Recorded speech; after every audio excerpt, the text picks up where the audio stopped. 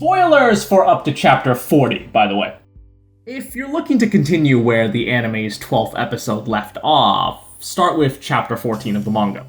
A lot of it is going to be material that's already covered in the show, but that's because the anime basically ends a page in a half before the chapter does.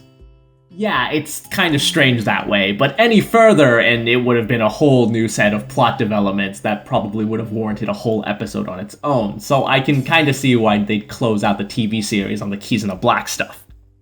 That said, it might be more prudent to just read the manga from the beginning anyway, because it is paced quite differently from the anime.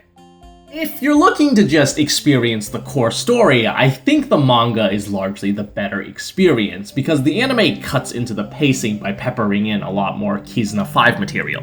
Whenever Togo talks of his prior adventures in the manga, it's usually in a really snappy, quickly referential way, but in the anime a lot of those expand into full-on flashbacks. Most of these extensions look to be anime original, but some of it is adapting those bonus post-chapter volume exclusive vignettes, so the anime almost watches like an extended cut of the manga where some of the sort of deleted scenes got put back in, if that makes sense.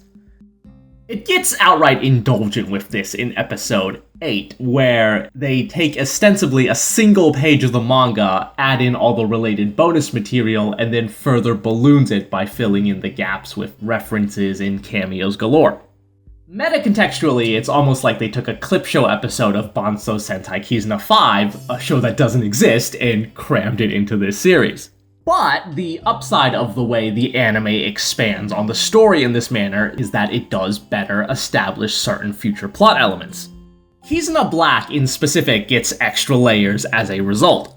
During episode 8, we get to see how enemy executive Professor Betrayus once attempted to make Togo evil, and the process changes Togo into his berserk form.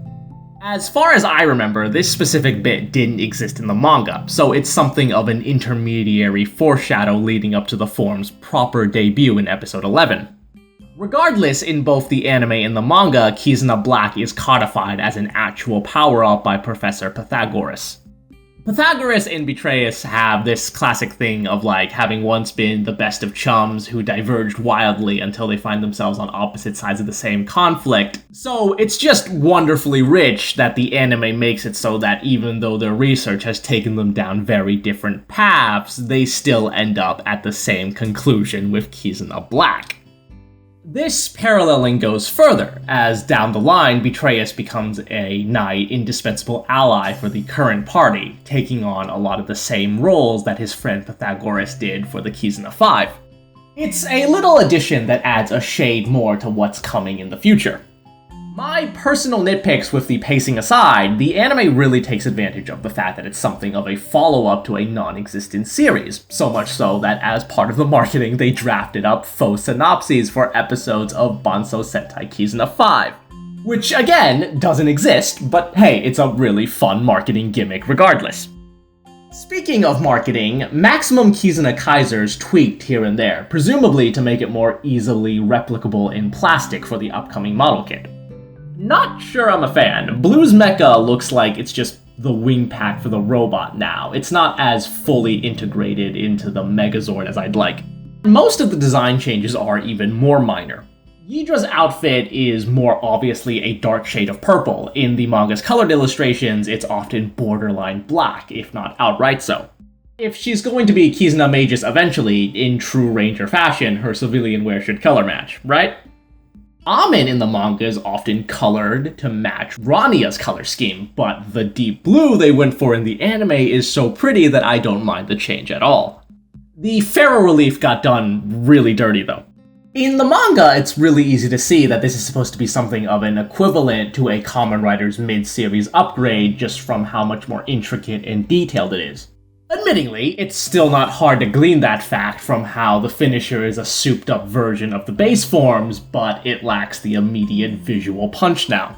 In fairness, trying to animate this sounds like a nightmare, as pretty as it would have been in motion. Oh, and they also changed the color of Amen's eyepieces when Azur's wearing the suit. That'll be useful for double rider shenanigans later if this series gets more follow-up seasons. One last thing. Episode 5, the first time we got a taste of that more aggressive Kisa Black persona. The suit goes through a palette swap, and to complement, Togo is enshrouded in a smoky dark aura. Pretty cool, right? Well, in the manga, the coloration suggests that Togo is literally on fire. This is cool, but this is ice cold. We were robbed. Okay, that's it. That's all I wanted to talk about. See ya.